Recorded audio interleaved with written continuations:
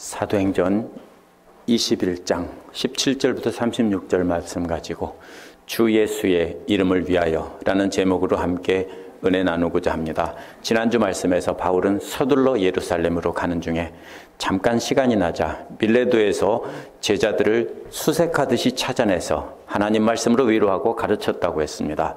그 제자들은 성령의 음성을 듣고 바울에게 가지 말라고 했습니다. 바울은 가는 곳마다 이렇게 성도들에게 존경과 사랑을 받았습니다.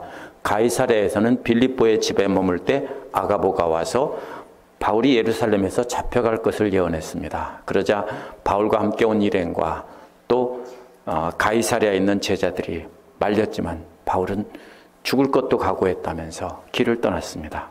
가이사랴에서 예루살렘으로 가는 길에도 나손과 다른 제자들이 함께 가며 보호를 했습니다.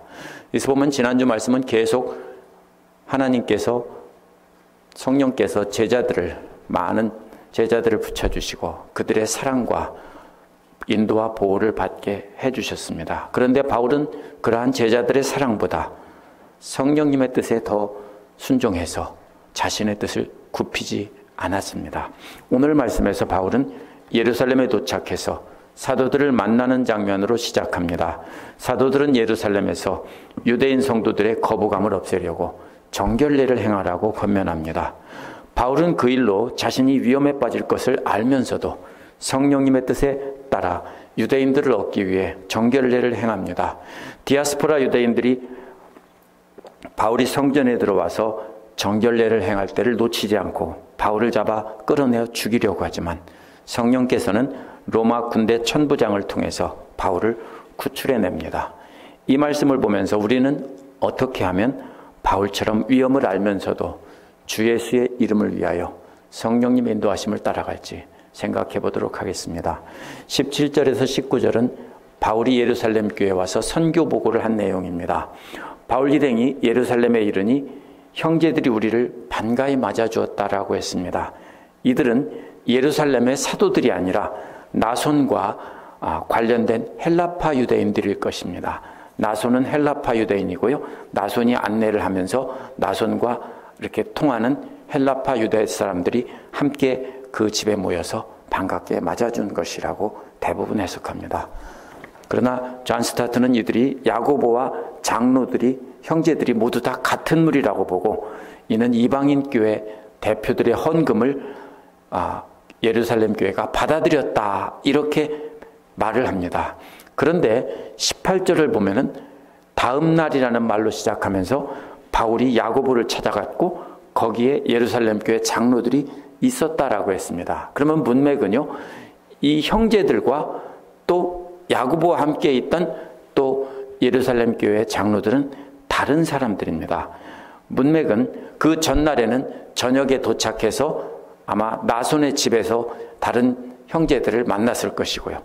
그 다음날 아침에 공식적으로 교회에 가서 이렇게 예루살렘 교회 지도자들을 만난 것입니다.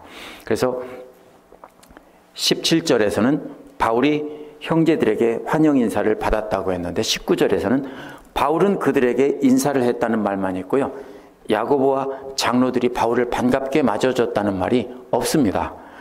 이를 근거로 어떤 사람은 바울이 전달하는 헌금이 원하는 대로 받아들여지지 않았다 이렇게 해석하기도 합니다. 왜 그러냐면은 유대인들이 외국인을 혐오하는 그 축제 기간에 로마 제국의 여러 지역에서 이방인들을 모아가지고서는 마치 진군하듯이 예루살렘으로 들어온 것은 유대인들에게 긍정적인 반응을 불러일으키기 어려웠다라고 말을 합니다. 그러나 헌금이 받아들여졌는지 거부됐는지는 알 수는 없습니다. 그러나 여기서 중요한 것은 예루살렘 교회 대표들은 바울을 만나서 반갑기보다는 걱정이 앞섰다라는 것은 사실입니다. 보통은 이렇게 하면은 반갑게 맞아주었다는 말이 있어야 되는데 그보다는 그냥 걱정하는 내용이 먼저 나옵니다. 바울은 자신의 봉사활동을 통해서 하나님께서 이방 사람들 가운데 행한 일을 낱낱이 고했다고 했습니다. 바울이 그렇게 목숨 걸고 이방 지역에 전한 결과 수많은 사람들이 예수를 믿게 되었다고 이렇게 기쁜 마음으로 보고한 것입니다. 그런데 이 고했다는 말은 재미있는 특별한 그림을 담고 있는 말입니다. 본래 앞장서서 가면서 군사들에게 따라오라고 하는 것입니다. 어떻게 합니까? 앞서가는 선발대가, 아니면 옛날 사람들은 누가 앞서갑니까? 그 부대의 대장이 앞서가는 겁니다. 앞장서서 가면서 뒤를 따라오라고 손짓하는 것을 뜻하는 말입니다.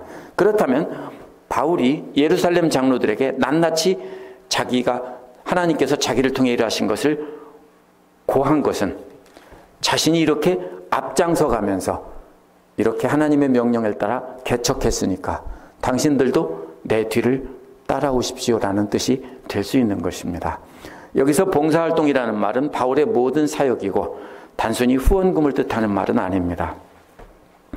20절에서 26절에 보면 사도들을 따른 바울의 모습이 나옵니다.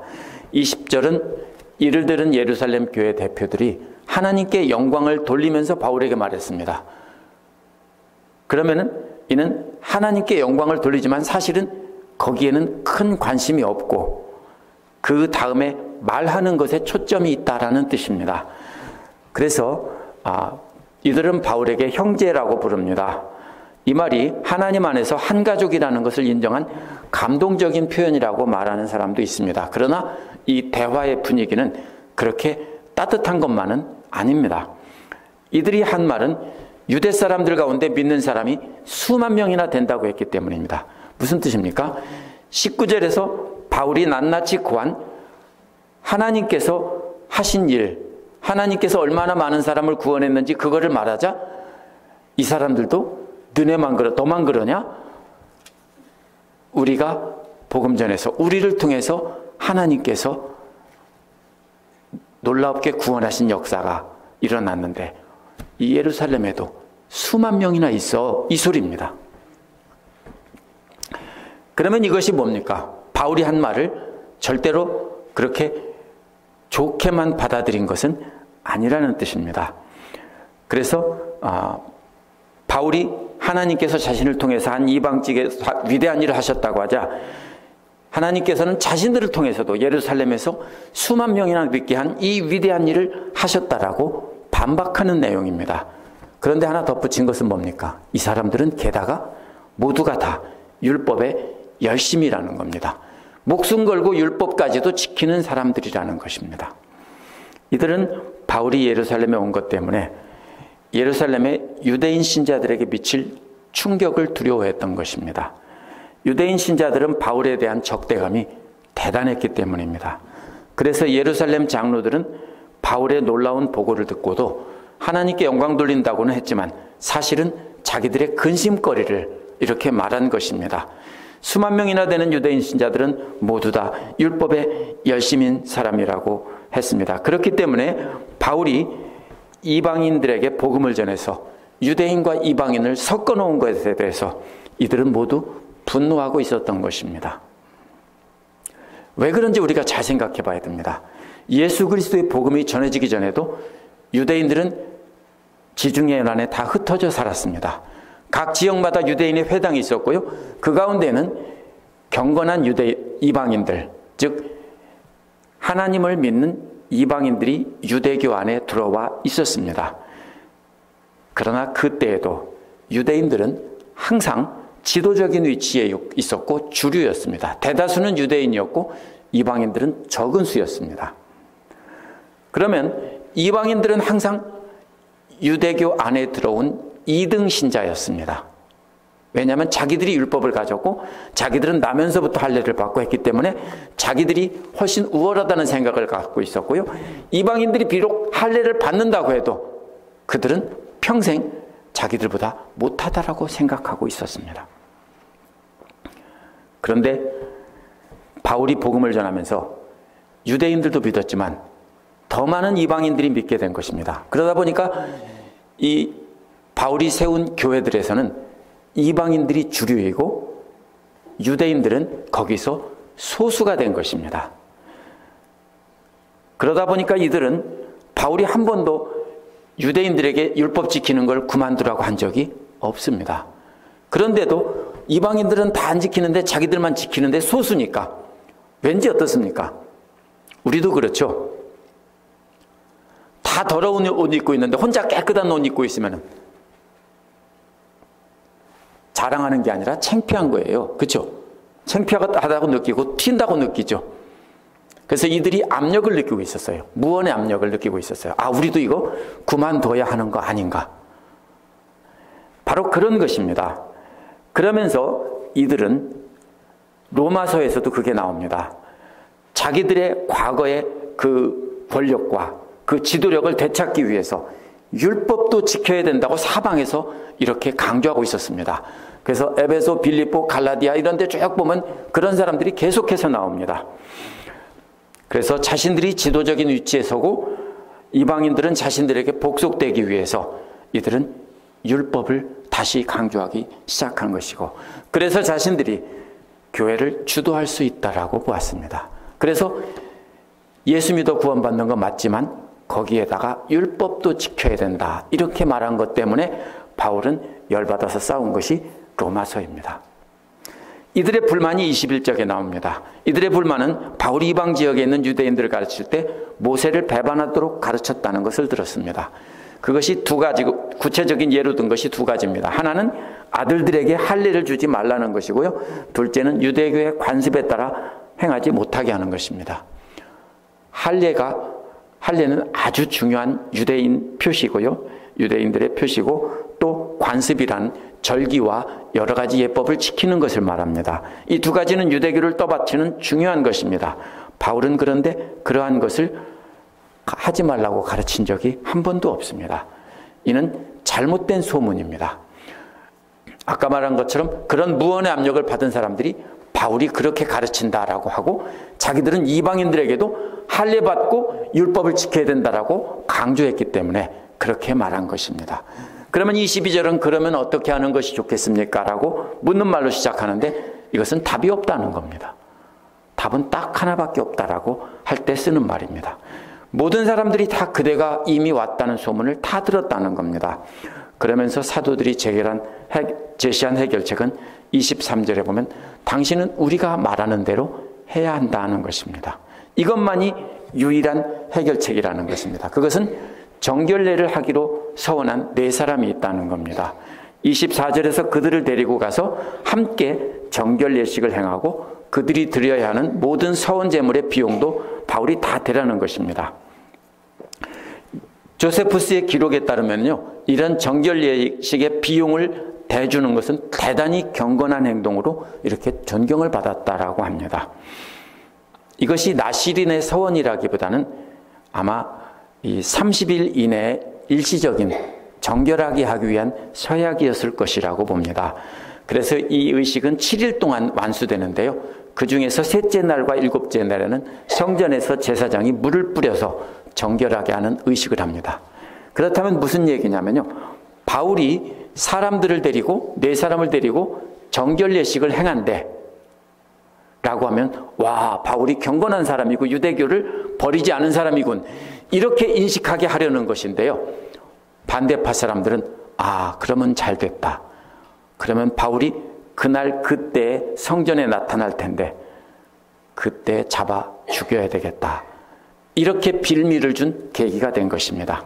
예루살렘의 지도자들은 바울을 좋지 않게 생각하는 사람들의 오해를 풀어주려고 인간적인 생각에서 이렇게 권면을 했습니다. 그래서 바울이 그렇게 하면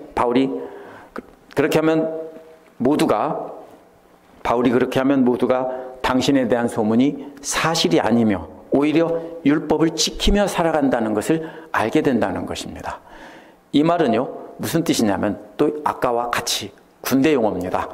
전투 명령에 따라서 줄 맞춰 행진하는 군인들의 모습입니다.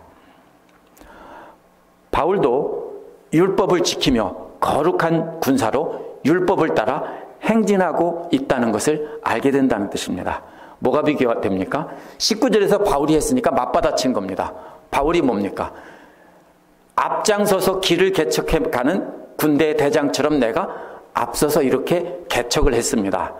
그러니까 당신들도 따라와서 이렇게 하나님의 명령에 따라 복음 전하십시오, 이런 이야기를 한 건데, 이들은 거꾸로 뭐라고 말합니까? 당신도 율법의 줄에 맞춰서 나란히 행진하는 것을 보여주십시오라는 겁니다. 그렇다면 이들은 성령님의 음성에 따르기보다는 뭐를 따르라고 하는 겁니까? 율법에 따라 행진해서 다른 사람들과 충돌을 없게 하십시오라는 말입니다. 25절은 이방인 신자들에게는 최소한 4가지만 지키도록 이미 결정해서 편지를 써보냈다라는 것입니다. 그 4가지는 첫째는 우상의 제물입니다. 우상의 제물이란 우상의 신전의 우상 앞에서 먹는 제물을 말합니다. 둘째와 셋째는 피와 목매어 죽인 것인데요. 유대인들은 피채 먹지 않고 목매어 죽이지 않습니다. 이것은 이방인들이 잡은 제물인데요. 그것을 남으면 시장에서 팔기도 하고 이러는데 그것까지도 금하는 것입니다. 이 우상에게 드렸던 제물은 성전뿐 아니라 성전 밖에 어디서도 먹지 말라는 것이고요.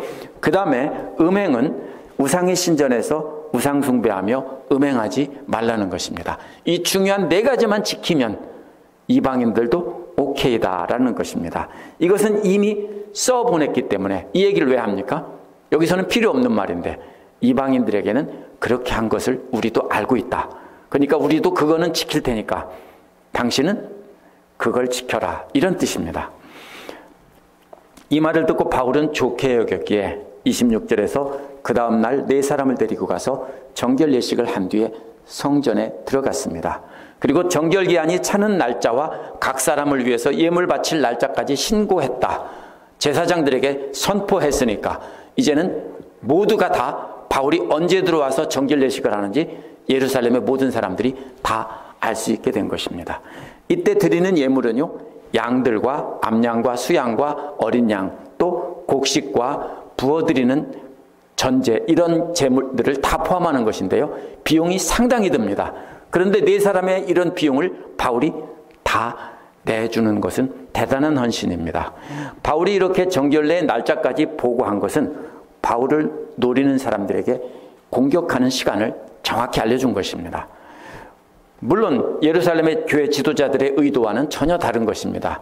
그들은 그렇게 하면 쉽게 화합할 수 있을 것이라 생각했습니다. 그러나 사도들의 말을 따르는 것은 바울은 죽는 지름길이라는 것을 알았습니다.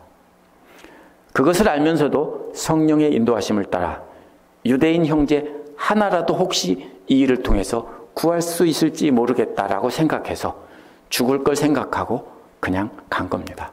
왜냐하면 바울은 성령께서 3번이나 잡혀 죽을 고난을 당할 것을 성령 통해서 알려주신 것을 알고 있기 때문에 이것은 죽는 지름길이라는 것을 바울은 알면서도 순종한 것입니다. 27절에서 30절은 위험에 처한 바울이 나옵니다. 27절은 그 이래가 끝나갈 무렵이라는 말로 시작합니다. 약속한 대로 바울이 성전에 나타나서 정결 예식을 치러서 그 정결례를 완성할 때가 되었다는 것입니다. 이는 바울을 죽이려는 디아스포라 유대인들은 그날을 미리 알고 죽이려고 기다렸다는 뜻이지 우연히 바울을 발견했다는 뜻이 아닙니다. 이들은 그날 와서 바울이 어디 있나 찾은 겁니다. 그날 죽이려고 찾은 겁니다. 아시아에서 온 유대인들이라고 했는데요.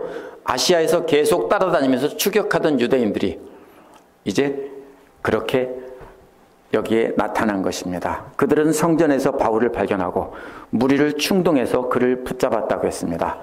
충동했다는 말은요, 여러 가지를 쏟아놓았다는 뜻입니다. 이 음식 저 음식 한꺼번에 다 한 군데다 왕창 쏟아놓아서 개판을 만들었다, 이런 말입니다. 무슨 말입니까? 수많은 유대인들을 다 한꺼번에 쏟아놔서 난장판을 만들어 놓았다, 이런 뜻입니다. 아수라장이 됐다는 것입니다. 수많은 사람들을 분노하게 해서 뒤죽박죽 엉망진창 난리법석이 벌어지게 했다는 것입니다. 28절은 그 와중에서 이스라엘 사람들아 라고 소리쳐 불렀습니다. 도와달라는 말은 16장 9절에서 마케도니아 사람 하나가 우리를 도우라 하고 환상 중에 나타났을 때 한 말입니다. 왜 이렇게 합니까? 자신들의 힘만으로는 바울과 싸워 이길 수가 없기 때문입니다. 재판을 하려면, 사람을 죽이는 종교 재판을 하려면 모든 사람들이 필요하기 때문에 이렇게 부른 것입니다. 그래서 이어서 바울의 제목을 말합니다. 그 내용은 우리 백성과 율법과 이곳을 대적해서 모든 사람을 가르친다는 것입니다. 이게 뭡니까? 유대인들과 유대인의 율법과 유대인의 성전, 이 3가지를 대적해서 모든 사람을 가르친다는 겁니다. 바울은 성전을 더럽히지 않으려고 정결례까지 행했는데도, 많은 돈을 들여가면서 했는데도 백성과 율법과 성전을 대적해서 가르쳤다고 거짓 고소한 겁니다. 뭐하고 똑같으냐면요, 스데반에게 씌운 죄목과도 거의 비슷합니다. 또 헬라인을 데리고 성전에 들어가서 이 거룩한 곳을 더럽혔다라고 했습니다. 1871년과 1935년에 그 문에 새겨진 2개의 비문이 고고학적으로 발굴이 됐습니다. 거기에 뭐라고 쓰였냐면요, 이렇게 써 있습니다. 성전에 당시에 돌에 새겨서 성전문에 붙여놨던 것입니다. 어떤 외국인도 성전과 그 담으로 둘러싸인 장벽 안으로 들어갈 수 없다. 그런 일을 해서 잡힌 사람은 그의 책임이 그 자신에게 있다. 이렇게 써붙여놓은 것이 문마다 있었을 것입니다. 그래서 유대인 역사가 조세푸스도 이것을 기록해놨습니다. 조세푸스는 바울 당시의 사람입니다. 그 당시에 유대인 역사를 기록한 사람입니다. 로마인들은 모두 이것을 알고 있으며 로마 황제 티투스는 이것을 어기는 자는 로마 시민이라도 유대인들이 죽여도 좋다고 허용했다라고 말했습니다. 세상에 어느 식민지에서 감히 존귀한 로마 시민을 죽여도 좋다라고 허용을 합니까? 그만큼 이것은 유대인들의 특권이고 치외법권으로 인정해 준 곳입니다. 그렇기 때문에 이방인이라면 들어가면 무조건 죽는다는 것을 다 알고 있습니다. 절대로 안 들어갑니다. 들어가기만 하면 존귀한 로마 시민도 그냥 유대 사람들이 잡아서 성전 밖에서 돌로 쳐 죽이면 끝입니다. 이건 말도 안 되는 겁니다. 그냥 거짓말입니다. 근데 사람들은 분노하면 어떻게 됩니까? 사실을 확인하고 분노하는 게 아니라 우하고 일어나는 거죠. 그래서 20절은 왜냐하면이라는 말로 이들이 그렇게 주장한 이유를 설명하는데요. 그들은 에베소 사람 드로비모가 바울과 함께 예루살렘 성내에 거니는 것을 보았기 때문입니다. 그래서 바울이 그를 데리고 성전에 들어왔을 것이라고 추측한 것입니다. 이 말을 듣고 분노한 유대인들은 모두가 요동했기 때문에 온 도시가 흔들렸다라고 말합니다. 어떻게 도시가 흔들려요? 이 말은 무슨 말이에요? 그만큼 소란스러웠다는 말입니다. 모든 백성이 함께 달려나와서 바울을 붙잡은 뒤 성 밖으로 끌고 나갔습니다. 성전 밖으로. 성 밖이 아니고 성전 밖입니다. 이는 거룩한 성전에 피를 흘리지 않기 위해서입니다. 이들이 바울을 끌고 나가자 바로 문이 닫혔다고 했습니다. 왜 닫혔을까요? 성전 경비병들이 얼른 닫았습니다. 성전 경비병들은 사실 누구를 죽이거나 전투하는 임무라기보다는 성전에 폭동을 진압하고 어떤 성전이 더럽혀지지 않도록 지키는 일을 맡았던 군인들입니다. 유대인 군사들입니다. 그래서 존 스타트는 성전 문을 닫은 것이 복음에 대한 유대인들의 최종적인 거부를 상징한다라고 말합니다. 참 그럴듯한 해석입니다. 그런데 우리가 이렇게 멋지게 해석하면은 말은 되지만 이것이 문맥에서 말하는 것을 훨씬 뛰어넘은 알레고리적 해석입니다. 어떻게 됩니까? 문맥은 무엇을 말하고 있습니까? 여기서 문맥이 말하는 것은 성전이 더럽혀질까 봐, 혹시 피라도 튀길까 봐 얼른 문을 닫은 것이 중요한 것이지, 물론 그렇게 생각할 수도 있습니다. 복음의 문을 닫았다, 이렇게 상징적으로 해석할 수도 있지만 지나친 해석입니다. 이처럼 바울이 당한 핍박과 예수님의 순환이 비슷한 점이 있습니다. 첫째, 동족들에게 배척을 당했고요. 둘째, 사실과 다른 거짓 고소로 죽게 된 것입니다. 셋째는 없이 하자는 소리를 들었습니다. 그 뒤에도 또 다른 공통점도 또 나옵니다. 하나님은 유대인과 이방인을 모두 구원할 계획을 세우셔서 바울을 통해 그렇게 역사하셨습니다. 하지만 유대인들은 하나님께서는 자신들만 구원해야 된다면서 이방인 구원은 말도 안 된다고 거부한 것입니다. 그래서 저들은 바울을 죽이려고 한 것입니다. 31절에서 36절은 천부장이 개입합니다. 31절은 이렇게 바울을 끌어낸 유대인들이 바울을 죽이려고 할 때 그 소식이 천부장에게 보고되었습니다. 천부장의 이름이 나옵니다. 23장 26절에 클라우디오 루시아라고 나오죠. 클라우디우스 루시아스입니다. 정확히 이름이 나옵니다. 천부장은 보통 보병 760명과 기병 240명을 거느린 군대의 고급 장교입니다. 미국으로 말하면 커넬 정도 되는 사람입니다.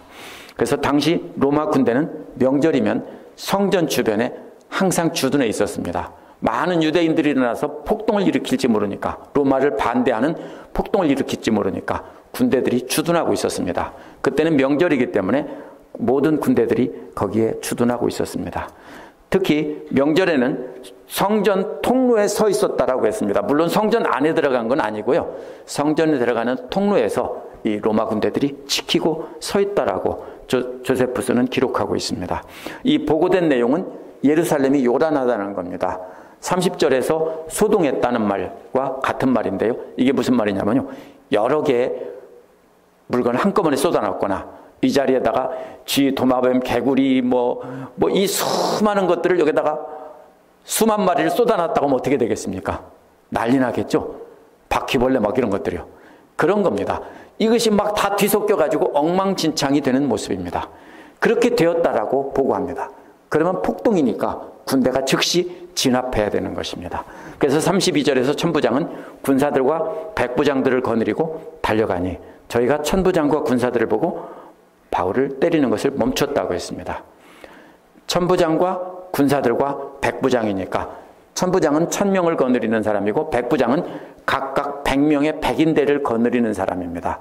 그래서 이 커넬이 이제 그 캡틴들 10명을 데리고 캡틴 10명이 이끌고 있는 부대들을 이끌고 이렇게 갔다, 이런 뜻입니다. 그런데 이렇게 바울이 죽지 않을 수 있었던 것은 바로 옆에서 지키고 있었기 때문에, 소문을 듣자마자 즉시 달려갔기 때문에 바울이 죽지 않을 수 있었습니다. 그때 천부장은 가까이 가서 바울을 체포했다고 했습니다. 두 쇠사슬로 묶었다는 말은요, 양쪽에서 두 사람이 바울의 팔을 쇠사슬로 한쪽씩 묶었다는 뜻입니다. 그래서 양쪽에서 붙잡았다는 뜻입니다. 그리고 어떤 사람이며 무슨 일을 했는지 물었습니다. 앞에서는 한 번씩이라고 말했는데요, 여기서는 반복해서 계속 물었다고 했습니다. 네가 어떤 사람이냐, 무슨 일을 했냐, 이걸 물은 것을 바울에게 물은 게 아닙니다. 누구에게 묻습니까? 고소한 사람들에게 물어야 되는 겁니다. 그래서 사람들에게 물었는데 34절에서 무리 가운데 사람들이 저마다 다른 소리를 질렀다라고 했습니다. 그래서 천부장은 그 소동으로 인해서 사건의 진상을 알 수가 없었다라고 했습니다. 뭐가 똑같습니까? 예수님을 고소하는 사람들이 저마다 다른 소리를 하는데 알 수가 없었다는 말과 똑같습니다. 어떤 재판을 하려면 먼저 고소한 사람의 말을 듣고 그 다음에 피고의 말을 들어야 되는 것입니다. 여기서는 천부장이 바울을 죽이려는 그 사람들에게 물은 것입니다. 진상이라는 말은요, 사람 진상을 말하는 게 아니고요, 본래 넘어지지 않는다는 뜻입니다. 그러면 넘어지지 않는 게 뭡니까? 분명한 진리나 진실, 사실은 세워놓으면 넘어지지 않는 겁니다. 그래서 진실이라는 뜻입니다. 그런데 이 사람 말, 저 사람 말이 다 달라서 아무것도 똑바로 세워지지 않고 다 그냥 저들이 말했지만 픽 하고 넘어져 버린 거짓말이었다, 이런 뜻입니다. 그래서 그를 영문 안으로 데려갔다 하겠습니다. 영문이 뭐냐면요, 바로 성전 바로 옆에 세워진 그 안토니오 요새라는 그 군대의 요새가 성전 옆에 세워져 있었고 바로 성문과 연결이 되어 있었습니다. 성전 바깥마당과. 그 요새 안으로 들어갔다는 것입니다. 그런데 바울이 층계에 이르렀을 때 군중들이 하도 난폭하게 굴었기 때문에 군인들이 그를 들고 가야 했다는 것입니다.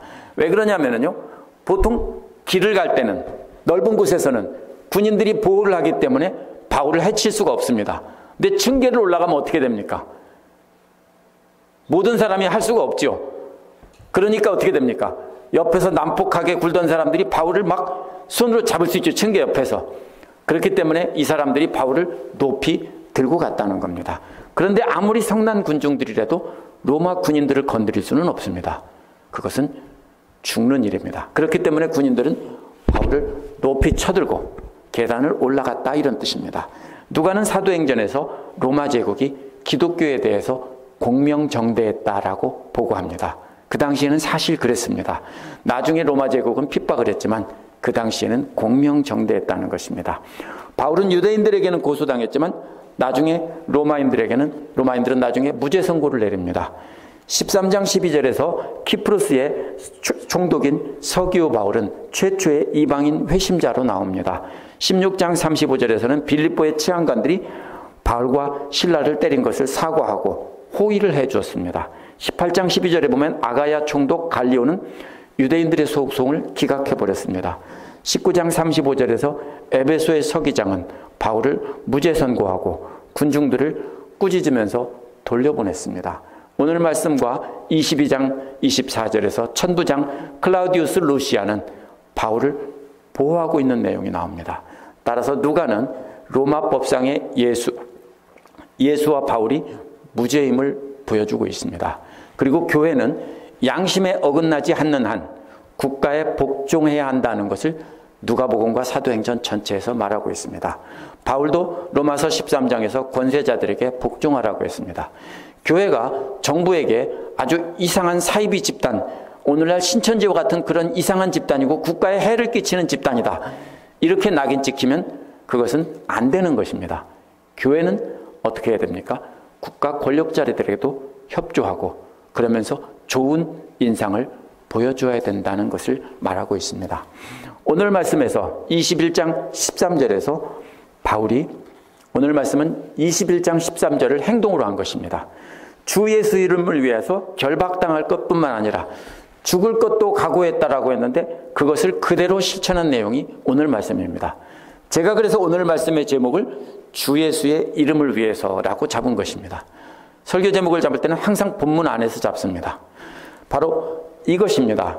바울이 예루살렘 교회 지도자들에게 하나님께서 자신을 통해 하신 일을 말하면서 자신을 따라오라고 했습니다. 그렇다면 믿는 자들은 누구나 바울이 먼저 개척해 놓은 그 길을 따라가야 한다는 것이 오늘 말씀의 중심입니다. 비록 그 길이 결박당하거나 바울처럼 죽임을 당하는 일인지도 모르지만 그래도 우리는 따라가야 된다는 것입니다. 그렇다고 우리 모두가 다 선교지로 나가서 죽으라는 뜻은 아닙니다. 자신들도 굶주리는 가운데서 바울을 위해 헌금한 마케도니아 성도들을 보고 바울은 울먹이며 그 헌금을 받아서 이렇게 선교 활동을 했습니다. 역시 그들도 바울과 함께 그 개척하는 길을 함께 간 것입니다. 우리도 역시 주의 이름을 전파하기 위해 온 힘 다해 감사함으로 우리는 물질로 헌신할 수 있고, 그래서 바울과 같은 길을 걷는 사람들을 우리 교회가 후원할 수 있습니다. 뿐만 아니라 누구에게나 복음을 전하기 위해서 우리는 모든 사람에게 빛을 비추고 세상에 맛을 내는 소금이 되어야 되는 것입니다. 예수님께서 그렇게 가르치셨습니다. 그 길이 바로 뭐냐면 바울이 열어놓은 길을 따라가는 길입니다.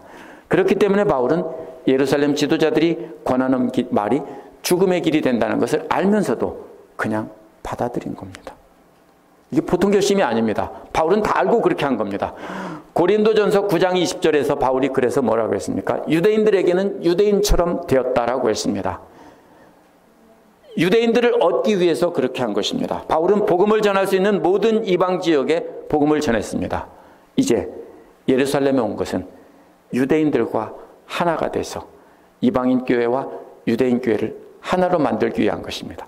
그렇게 해서 함께 협력해서 로마로 가서 복음 전하고 로마를 통해서 스페인까지 복음 전하는 일을 완수하려고 지금 목숨 걸고 예루살렘에 온 것입니다. 그렇다면 우리도 우리 입맛에 맞는 사람에게만 다가가서 복음을 전하면 안 되는 겁니다. 우리를 대적하는 원수 같은 사람들을 보고서 원수처럼 하며 믿음이 없다고 하며 마치 적그리스도를 보듯이 그렇게 하면 안 되는 것입니다. 우리도 그들을 구원하기 위해서 최선을 다해야 합니다. 예수께서 원수까지 사랑하라고 하신 것도 바로 그런 사람들을 구원하려는 것입니다. 우리가 미워하는 원수 같은 사람들에게 예수님 같은 모습을 보여주지 않으면 우리는 바울이 개척한 그 길을 따라가는 것이 아닙니다. 만약 우리가 한번 잘 생각해 보세요. 믿음이 연약한 사람들이나 믿지 않는 사람들에게 저 사람들은 참 무서워, 저 사람들은 만나기만 하면 혼내키고 무서운 사람들이야, 겁나서 교회 나갈 수 없어, 만약에 이런 일이 벌어진다면 우리는 어떻게 하는 거냐면요, 바울이 개척한 길을 막는 겁니다. 이거 잘 생각해야 됩니다. 우리는 열심히 한다고 합니다. 근데 한번 생각해 보세요. 오늘 본문에 나온 유대인 기독교인들도 열심히 한다고 하는 겁니다. 그렇죠? 그것이 거룩이라고 하며 그것이 하나님을 따라가는 바른 길이라고 생각하고 따라가면서 바울을 죽이려고 하는 겁니다. 그런데 오늘날 우리도 마찬가지입니다. 우리는 쉽게 저 사람은 왜 저래 하면서 믿음이 없다고 막 함부로 말을 하면 큰일 나는 겁니다. 왜요? 그들이 하나님 앞에 나오는 길을 우리가 막는 겁니다. 바울이 애써 뚫어놓은 길을 우리가 우리의 정죄함으로 막는 것입니다. 그러므로 우리가 미워하는 원수 같은 사람에게도